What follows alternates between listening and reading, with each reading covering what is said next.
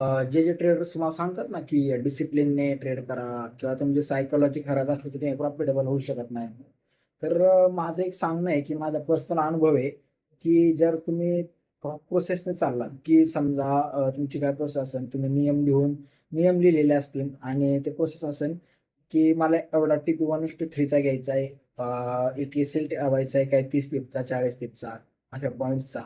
आणि मला टार्गेट हे 1:3, 1:4 असं घ्यायचंय.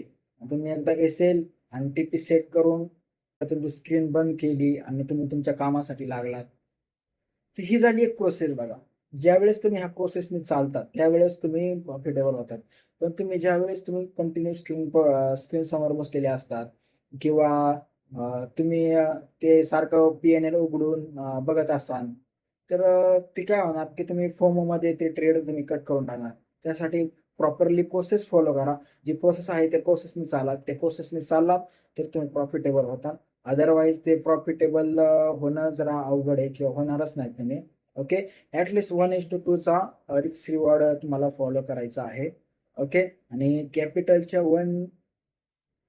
मॅक्सिमम 3% पेक्षा जास्त रिस्क घ्यायची नाहीये. जर तुम्ही यापेक्षा जास्त रिस्क घेत असाल, तर तुम्ही 1:3 चा जरी तुम्ही रिस्क रिवॉर्ड जरी ठेवला, तरी तो कंटिन्यूली तुमचे जे ट्रेड्स आहेत, ते कंटिन्यूली हिट होणार नाहीत. ओके. सो तुम्ही प्रोसेस फॉलो करा. प्रोसेस फॉलो केली, की तुम्ही प्रॉफिटेबल होता.